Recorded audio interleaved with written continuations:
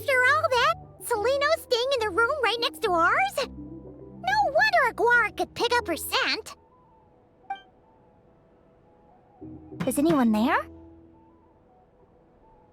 You're sure this is the right room?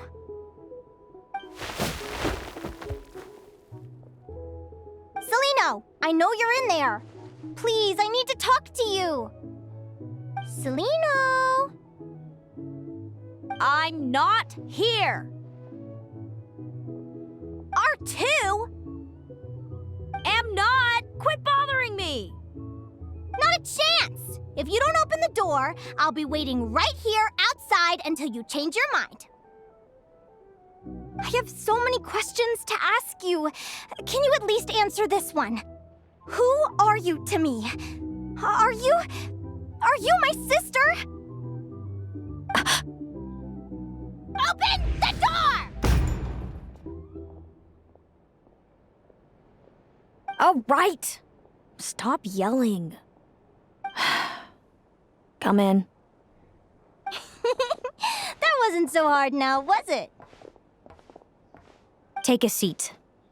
Just to be clear, I wasn't expecting visitors, so I can't offer you much in the way of comfort. Curiosity is a dangerous trait, Linnea. You're gonna regret coming here. Don't say I didn't warn you. You sure about that? Because if I hadn't come here, I'd be regretting it already. Will you please answer me now? Why do we have the same wings on our heads? Why did I pass out when I touched you? And why did I see all those... visions of your future? So, it wasn't a dream after all. Of course not. Linnea, you're an avid student of the natural world. Surely you're aware of the 6 most common types of Fae? The Vila, Domovoy, Leshy, Volkodlok, Snegovic, and Jack Frosts. Right. Well, there are many less common varieties, too. The legendary Lantern Fae, the Sirens with their lilting songs, and us, the Augury Birds. We foretell both disaster and delight, gazing upon the past dawn and future night. Others fear and revere our might, while we alone detest our plight. I've never heard of an augury bird before, or the poem you just recited. That's hardly a surprise. You can count the number of augury birds alive today on one hand. And that includes you and me. So it's true then. We really are family. Family.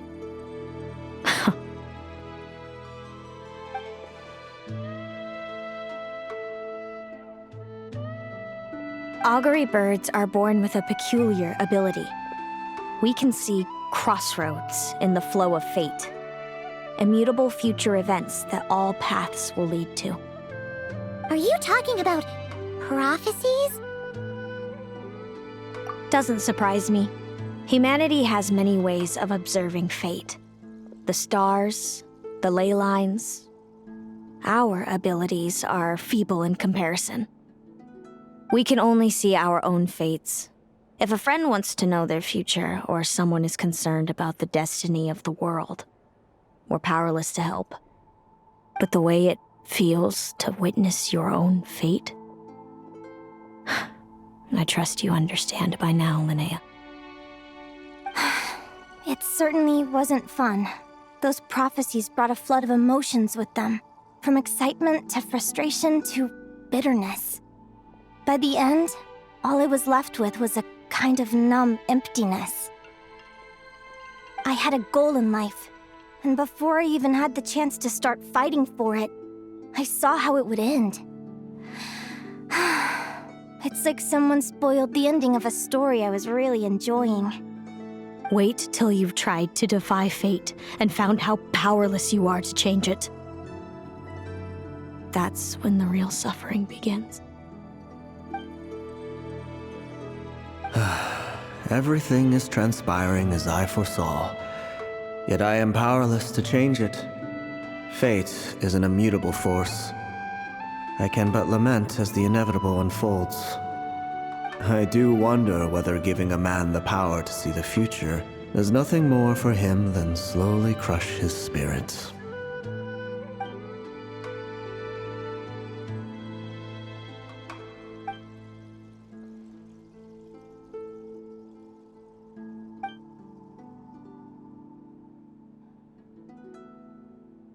When you know every joy and every sorrow you'll ever experience, and there's nothing you can do to change it.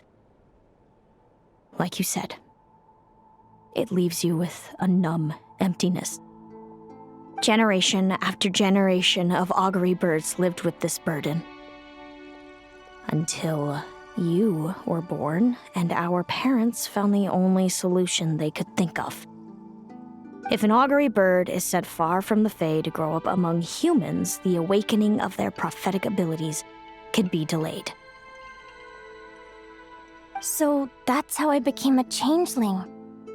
What about the child I was switched with? What happened to her? Don't worry, she had the opposite problem to you. She needed to live among the Fae. She was born with a strange, rare disease that humans cannot cure. If she hadn't been switched, she would have died a long time ago. Our parents saved her life, then raised her as their own. Eventually, her birth parents came to find her, and now they're living together in Snezhnegrad. I see. Wow. It all makes sense now. But there's still one thing you haven't explained. Those things you said before I fainted. What did you mean by all that? I meant exactly what I said. I don't like you. But why? No reason. So we're back to this? If you won't tell me, I'll have to guess myself. Celaeno, are you jealous of me?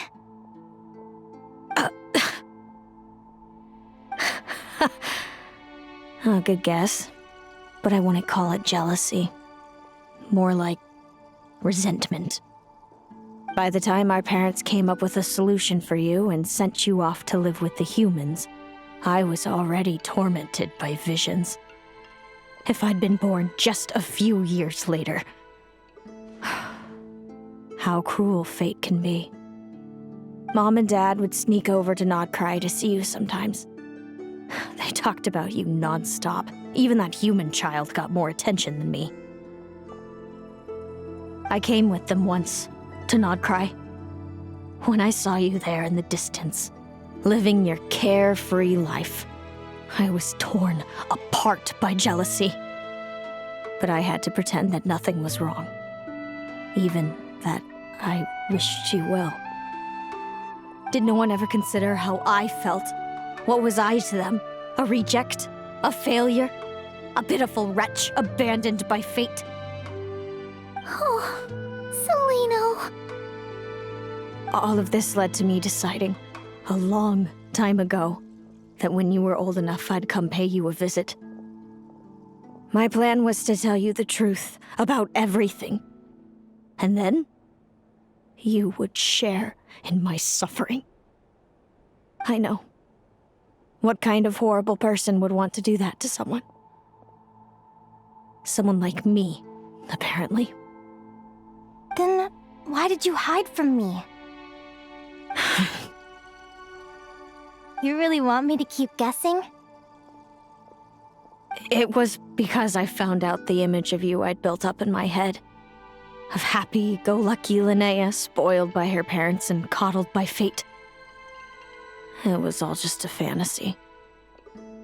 I overheard you and Speranza talking about your past, desperately trying to hide the truth about who you were, somehow getting by with a ragtag bunch of kids in the conch gang. You described it so nonchalantly, but it was eating me up inside. In that moment, I didn't want to see you suffer, and I couldn't go on resenting you any longer. I just wanted to hold you tight and tell you everything will be fine, that you still have a family. Hey, sis. You're really not cut out to be a villain. So much for making me suffer, huh? Now you're the one crying and I have to comfort you.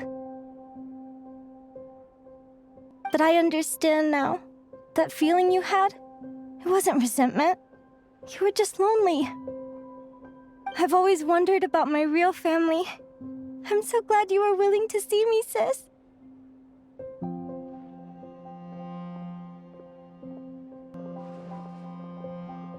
Thank you. All of you.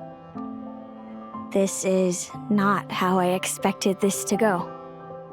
Don't mention it. Paimon thinks it's always best to get everything off your chest. That way, everyone can go back to being happy. You're right, Paimon. I haven't been this happy in a long time. Hey, Celaeno. I was wondering, how did you end up with a Radiant Bladehorn as your partner? All the ones I've seen in the wild have been hyper-aggressive. They certainly wouldn't let me get close enough to touch them. We met that time when Mom and Dad brought me to see you in Nodcry. Hemus was still a baby then. Must have gotten separated from his parents. I ended up looking after him for a while. I suppose our friendship was preordained. Just like my upcoming victory in this competition. An immutable crossroads in the flow of fate. Immutable? You're welcome to try to fight it, if you want. Prepare to experience just how cruel fate can be. Leave this competition and fly somewhere far away. I promise you, something will happen to force you right back here. Or if you prefer, you could go all out and try to beat me. But I have both luck and superior strength on my side. It's a goal few will never overcome. The prophecies we see are the meeting points of every possible path. There are many possible roads into the future, but they all lead to the same destination in the end. Now that I know the pain of seeing my own fate for myself, I have to ask, how have you kept it going all these years? I learned to submit to fate. I just have to accept what will happen. There's no other choice. Since the outcome can't be changed, how I get there doesn't matter in the grand scheme of things. Every crossroad I've foreseen is a curse. So the best I can do is chase a little happiness in the unknowns between them. But what about you, Linnea? What's your perspective? I think I see things differently. How about we continue this conversation after the tournament? I'd rather give you my answer then.